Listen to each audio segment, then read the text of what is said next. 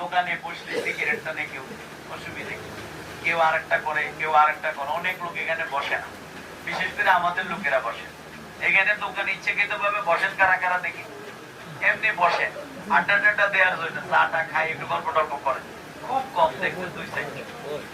এবার আমি আপনাদেরকে বলি, আল্লাহ রাসূল যদি ওকাজ মেলায় গিয়ে ওই সবচেয়ে নিকৃষ্ট জায়গায় দাওয়াতের জন্য দিতে পারে, আপনি কি চা দোকানে আড্ডা দিতে পারবেন না?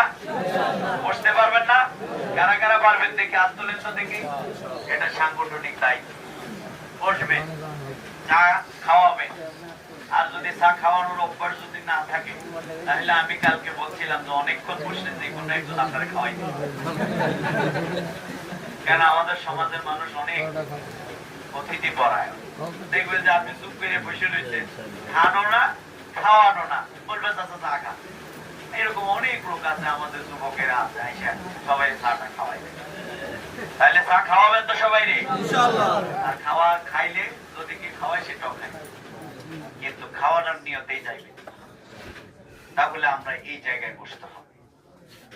আমাদের একবারে রিক্সাওয়ালা, শ্রমিক, যেমন আপনি প্রতিদিন কত লোকের সাথে দেখা করবেন, কত লোকের সাথে দেখা হইতে পারে। যারা অফিস করেন তারা যে সোজা অফিসে ঢোকে, যে খেতে কাজ করে খেতে কয়েকজনের সাথে থাকে, কিন্তু একজন রিক্সাওয়ালারে জিজ্ঞাসা করবেন যে আজকে কত লোকের সাথে দেখা হয়েছে, কয়েকশো লোকের। সিএনজিওয়ালা কয়েকশো লোকের সে টানে না, কে বলে? তাইলে ও বোঝা গেল বার্তা বাহক।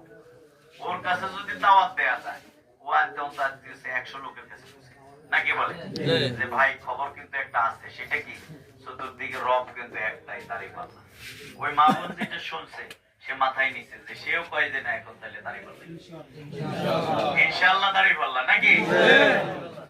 তাহলে বুঝে গেল এই জায়গাগুলোতে আপনাকে দাওয়াত দিতে হবে। আপনি মনে করতেছেন আর কি আমাদের গ্রামে কেউ হইরে বেড়ি, আপনারা কি অর্থাৎ ভিক্ষুক, শুদ্ধ ভাষায় হইল ও ভিক্ষুক কত বাড়িতে যায়, অনেক বাড়িতে যায়।